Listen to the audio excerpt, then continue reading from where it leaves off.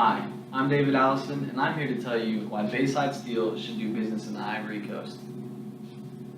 During this presentation, I'm going to be addressing three main questions. How does the economy of the Ivory Coast affect our ability to do business there? How can we adapt to the business customs of the Ivory Coast? And what strategies can we take in order to be successful? A little background information on the Ivory Coast. It is located in Western Africa in the sub-Saharan region and has a population of about 20.6 million people. In 1960, they gained independence from France, and for that reason, their primary language is French and their currency is the CFA franc. So how does the economy of the Ivory Coast affect our ability to do business there? The Ivory Coast has a fast-growing economy. In the last 5 years, their GDP has increased by an average of 6% per year. As their economy grows, so does their urban population. Their urban population has increased from less than 9 million people to over 13 million people in the last 10 years.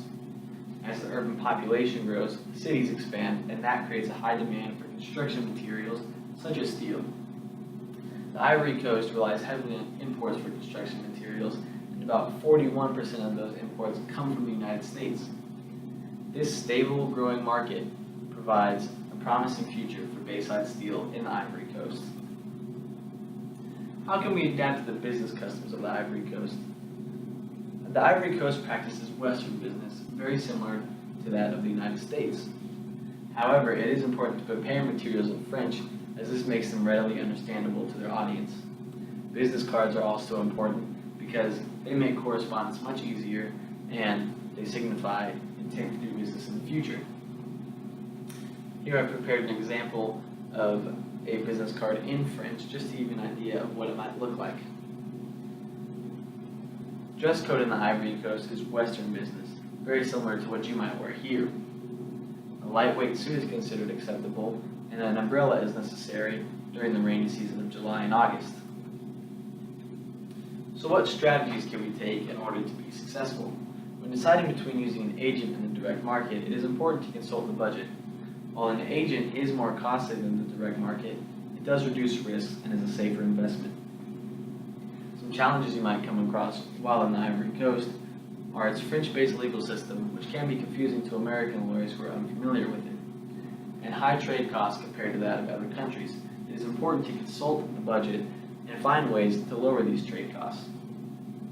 Some opportunities to take advantage of are the expansion of the largest city and main port of Abidjan, and the National Development Plan, which sets the goal to develop cities all across the country. I recommend we work in Abidjan. As the largest city and main port, it is a great starting place for Bayside Steel. Hiring an agent and a lawyer based in Abidjan will reduce risk and make this the safest investment possible. Hosting a training session on international business etiquette in the office will teach our employees how to successfully conduct business in the Ivory Coast. In conclusion, the Ivory Coast economy shows promise for the future of Bayside Steel in the Ivory Coast. Their Western-style business customs will make it easy for our employees to adapt to their way of business. And the recommended strategies reduce risk and make sure our time in the Ivory Coast is as successful as possible. Here are my works cited. Thank you for listening, and please consider doing business in the Ivory Coast.